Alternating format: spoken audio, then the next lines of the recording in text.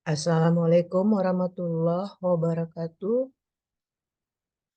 Sekarang kita masuk ke materi inti dari analisis sistem tenaga listrik atau analisis aliran daya. Nah, analisis sistem tenaga listrik untuk kita berbicara mengenai aliran daya listrik. Jadi aliran daya itu sebenarnya identik dengan aliran arus listrik. Nah, kenapa dikatakan aliran daya? Kenapa dikatakan identik? Karena aliran arus listrik itu akan menyebabkan penyerapan energi listrik di sisi beban. Nah, oleh karena itu dikatakan aliran arus listrik itu juga sama dengan aliran daya. Nah, jadi nanti ada hubungan atau kaitannya antara tegangan di sisi pengiriman tenaga listrik dengan arus listrik yang dialirkan ke beban menjadi penyerapan energi listrik membentuk daya listrik. Nah, seperti itu kira-kira. Oke, Anda lihat gambar di sebelah kiri atas itu adalah sistem penyaluran energi listrik mulai dari generator sampai ke beban. Nah, seperti itu. Tapi dalam bentuk gambar single line diagram. Dan di sebelah kanannya itu dikonversikan ke dalam bentuk gambar rangkaian listriknya atau dikenal dengan istilah rangkaian rangkaian pengganti. Rangkaian pengganti atau rangkaian pengawatannya seperti ini. Atau rangkaian representatif. Rangkaian pengganti. Jadi yang di sebelah kiri itu single line-nya, di sebelah kanan itu gambar rangkaian listriknya secara keseluruhan atau utuh. Nah, kita lihat di sini ada penyaluran arus listrik dari generator menuju ke beban melewati suatu jaringan. Nah, jadi jaringannya udah ditotal ya. Udah ditotal mulai dari gardu transmisi, gardu distribusi sampai ke gardu trafo tiang. Nah, itu di dalam sebuah jaringan atau saluran listrik itu ada nilai impedansinya. Nah, ini udah ditotal menjadi impedansi total dalam contoh di gambar ini. Nah, dikasih simbol impedansinya itu Z12. Artinya impedansi antara terminal 1 dengan terminal 2. Atau dikenal dengan istilah rel busbar, rel atau busbar. Busbar 1, busbar 2, atau rel 1, rel 2. Kemudian ada sisi beban, dan ini adalah sisi pengiriman atau sisi sumbernya, seperti itu kira-kira. Nah, generator sebagai sumber, kalau kita gambarkan secara rangkaian listriknya ya seperti ini. Kemudian di tengah-tengahnya itu ada impedansi. Nah, nilai impedansinya itu diberi nilai J 0,1. Nah, kalau di sini J itu artinya nilai impedansinya atau nilai hambatannya itu berbentuk induktansi atau induktor. Nilai realnya itu berupa nilai resistor. Nah, sepertinya nilai resistornya dalam contoh soal ini diabaikan. Mungkin nilainya terlalu kecil sehingga bisa diabaikan. Kemudian di sisi pengiriman tenaga listriknya atau sebagai sumber tegangan listriknya yaitu generator. Nah, nilainya itu adalah 1 √0 derajat. Nah, berarti nilainya ini dituliskan dalam bentuk polar atau dalam bentuk sudut. Kemudian nilai daya listrik yang dikirimkan atau nilai maksimal yang dibangkitkan atau yang terpasang pada generator itu disimbolkan dengan S atau daya semu ya. S itu daya semu atau daya terpasang di generator. Itu nilainya 0,24 ditambah J 0,18 VA. Nah, seperti itu ya. Sepertinya ini bukan VA tapi dalam per unit. Apa itu per unit ya, nanti aja kita bahas. Kita nyatakan dulu dia dalam per unit nih. Karena nggak mungkin ini dalam mega volt ampere nilainya 0,2. Nah, berarti ini dalam per unit. Nah, apa itu nilai per unit? Nah, sebenarnya nilai per unit adalah nilai yang dikonversikan dari nilai sebenarnya kepada suatu nilai yang dinamakan dengan nilai dasar. Itu kita akan kita bahas dalam pertemuan selanjutnya.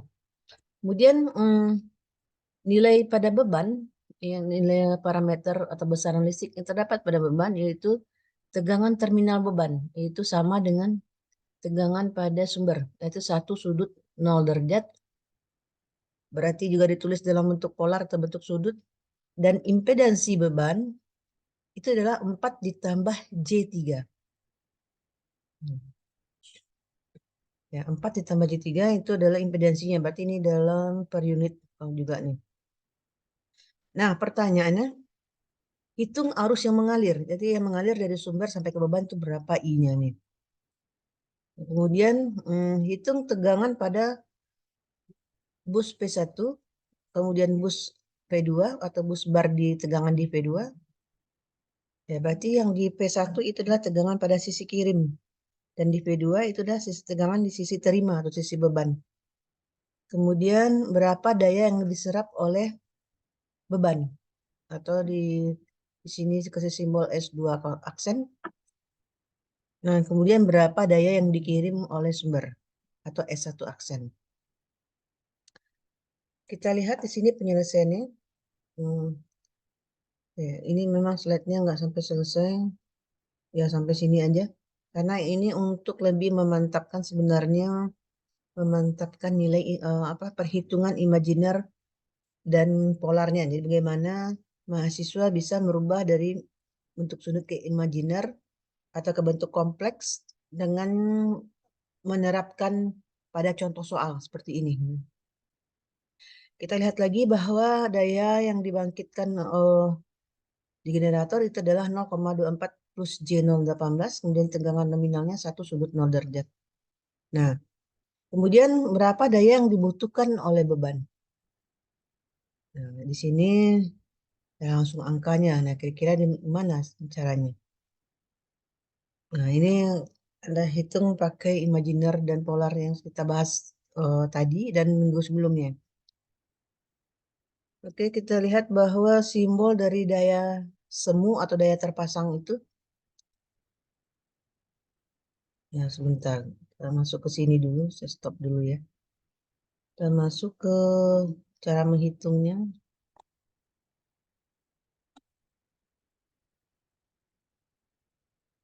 Oke, yang ada di beban itu S, berapa tadi? S2 aksen ya. Ya, artinya daya yang diserap oleh beban.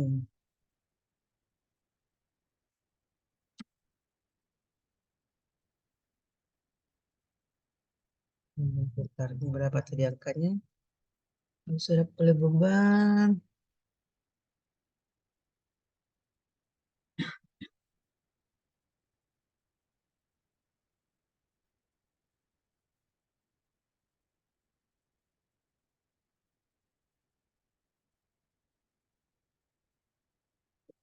Bentar, berapa tadi?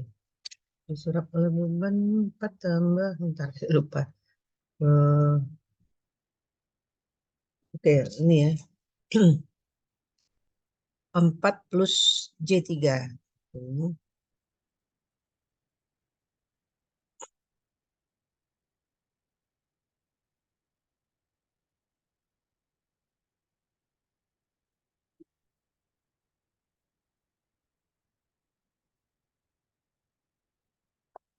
Nah, yang diserap oleh beban itu, bentar, rumus daya itu adalah daya yang dikirimkan ya. Yang dikirimkan adalah V atau ya bolehlah V kali I. Satuannya itu volt ampere.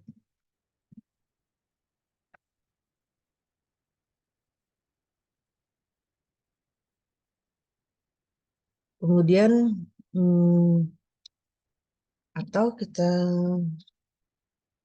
ini kan kita substitusi I-nya menjadi V bagi Z. Ya, yang I ini kita rubah V bagi Z.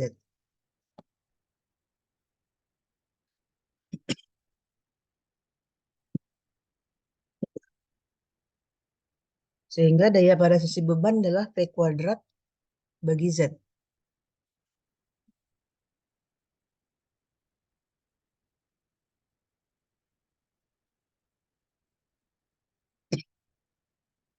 Nah, tadi di sisi beban, bentar, berapa tadi di sisi beban nilainya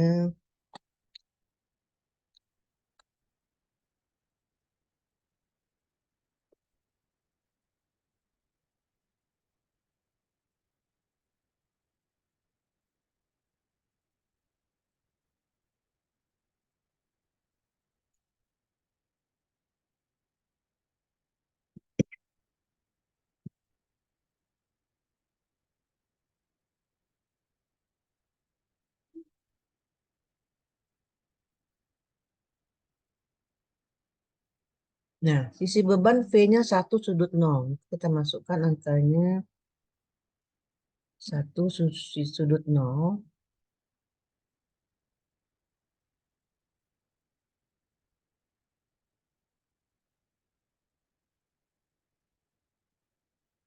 Nah, ketika dikuadratkan maka dia dikali 2, dikali eh, dengan angka yang sama, 1 sudut nol. Maka sehingga tetap 1 sudut nol. Dibagi dengan Z, Z di sisi beban itu adalah J. Ini ya, sisi beban. Ntar. Kita lihat di gambar itu 4 ditambah J3. Berarti dibagi 4 plus J3. Nah, ini nggak bisa langsung dibagi. Ingat untuk pengalian dan pembagian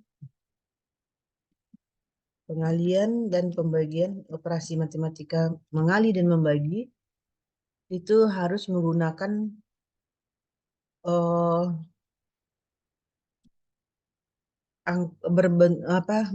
menggunakan angka berbentuk polar atau sudut. Nah, sehingga nilai imajiner yang ada di bawah bawah ini harus kita rubah ke bentuk sudut. Nah, kita rubah dulu bentuk sudut. 4 ditambah J3 untuk sudutnya berapa? Nah, kita masukkan pembahasan materi yang sebelumnya.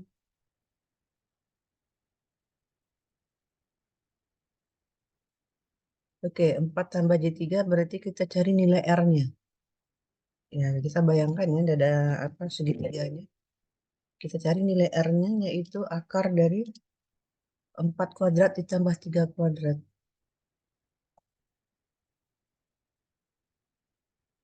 Ya, Anda bayangkan segitiga siku-siku. Berarti 4 kuadrat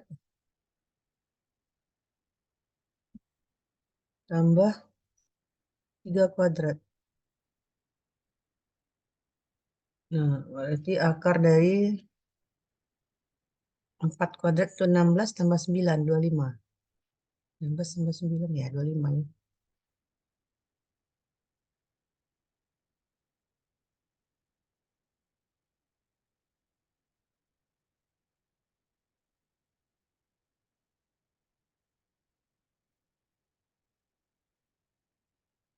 Berarti R-nya sama dengan 5.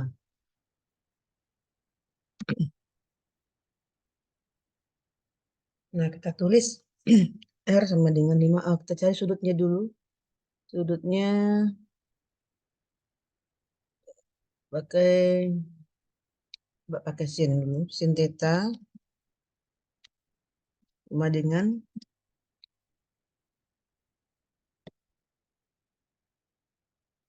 nah, sisi yang di depan sudut yaitu 3. 3 bagi 3 bagi sisi miring. Sisi miringnya 5. 3 bagi 5 sama dengan, cari kalkulator, 3 bagi 5. 0,6. Nah, maka sin theta adalah 0,6. Kemudian bagaimana menentukan tetanya? Theta sama dengan arcus dari sin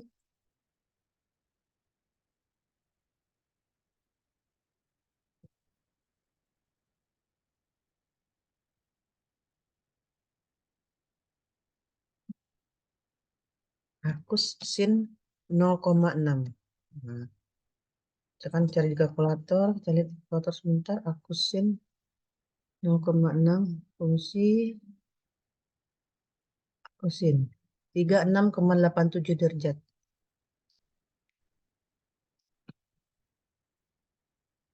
Nah, maka untuk sudut dari 4 tambah J3 itu adalah Z sama dengan 5 sudut 36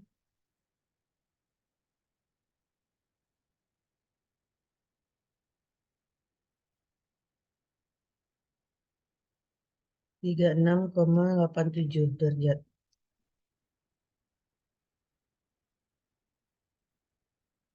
maka kita bisa menentukan nilai S-nya. Ini ya.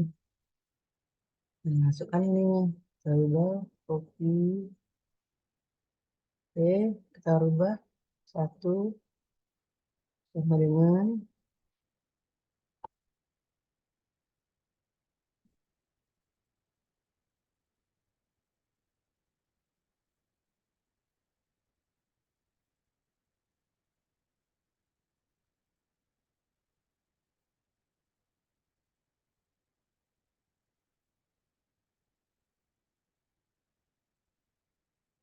sama dengan 5 sudut ini ya, bagi ini, bagi Z.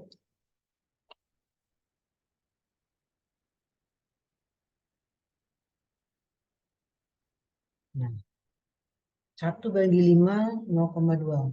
Jadi hasilnya ini 0,2 sudut. Nah, kalau sudut itu dibagi, maka hasilnya menjadi dikurangi. Ya, untuk sudut, kalau operasi matematikanya bagi, maka nilainya adalah 0 dikurang 36,87. Maka sudutnya negatif 36,87 derajat.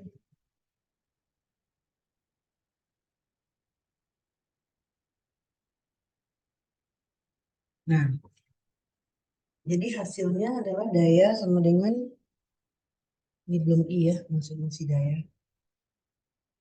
S ya. Daya pada sisi beban, S2 pada sisi beban.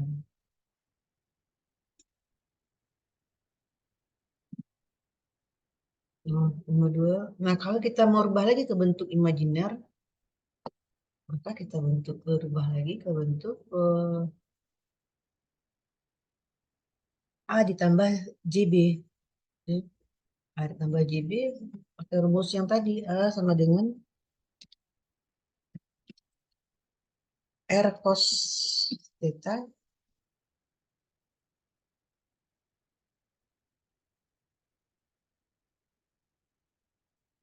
sama dengan R-nya 0,2 kali cos 3 min 36,87 derajat.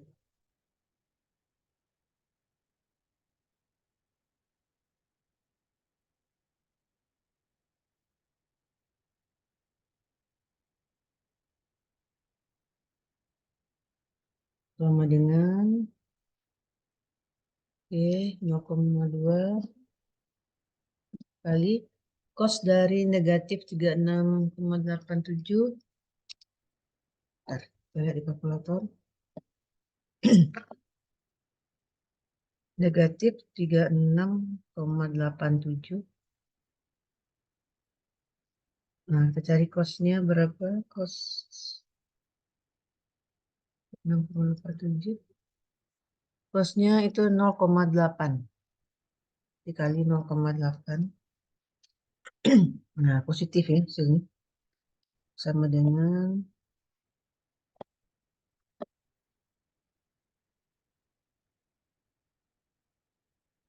0,16. Kita bulatkan 0,16. Kemudian B-nya sama dengan R sin theta ya. R sin theta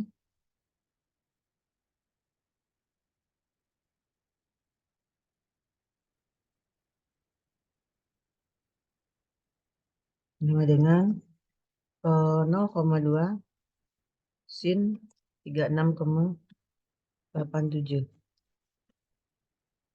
sama dengan 0,2 kali sin 36,87 itu 36,87 sin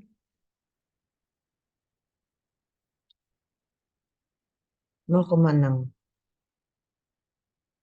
positif ya, 0,6 sama dengan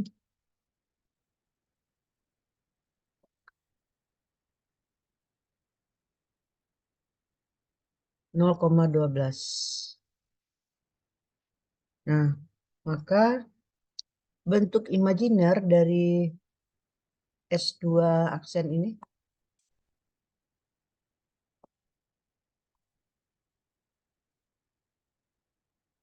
Ini bentuk sudutnya 0,2, sudut 36,8 minus. Oh, minus ya. Oh, salah tadi. Ini negatif ternyata. Oke, kita tambah negatif di sini. Tinggal tadi negatifnya.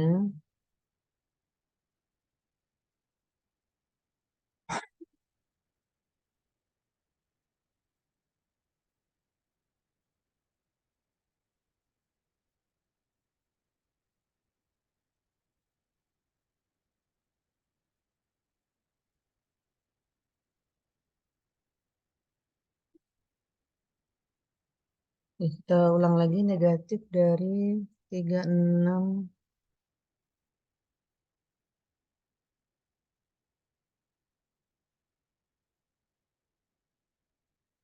sin min 0,6. Berarti ini min ya. Negatif.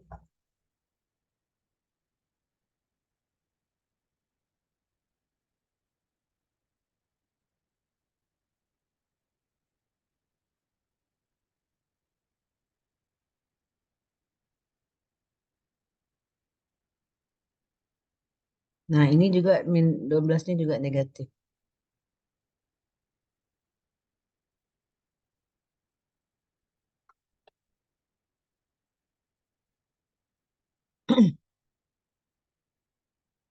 Maka penulisannya S aksen ini tadi S aksen bentuk imajinernya yaitu ini ya.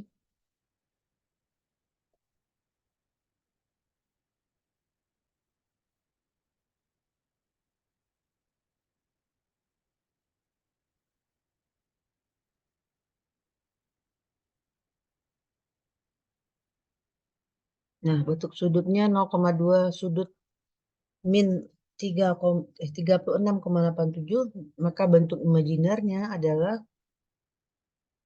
A plus JB. A-nya tadi berapa? 0,16 ditambah negatif berarti ya, negatif J 0,12. Nah, ini adalah daya yang diserap pada sisi beban. Kita lihat tadi, kembali lagi ke soal yang tadi. Kita copy aja sini.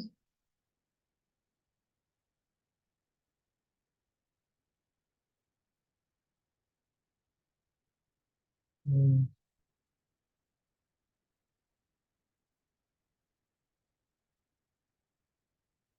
Oke, sebentar.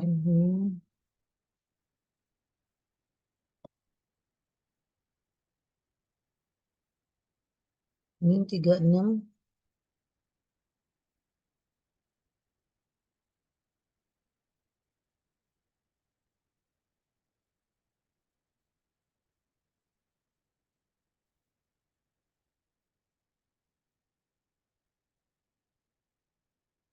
Bentar, ini kayaknya bentar ya. Kos dari sebentar. Kita cek dulu 36.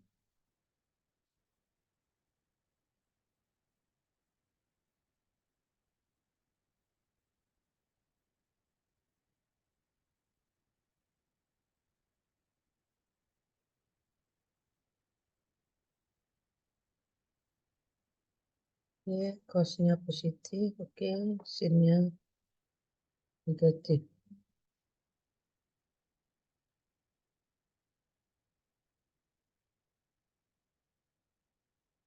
Oke ya, kayaknya ini bentar mana tadi? Ini hasilnya. Terus dihilangkan dulu.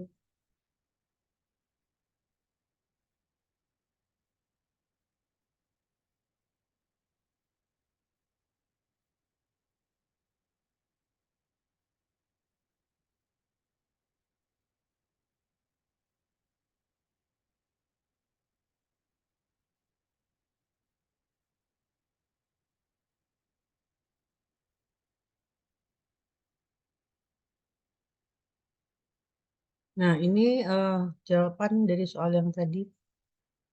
0,16 ditambah C 0,12. Nah, sepertinya yang ini ada di soal yang penyelesaiannya tadi itu ada kesalahan tanda ya. Jadi seharusnya dia negatif, bukan positif. Tapi di sini tertulis positif. Namun setelah kita cek itu harusnya adalah negatif karena dia ada di kuadran keempat kan, nilainya negatif.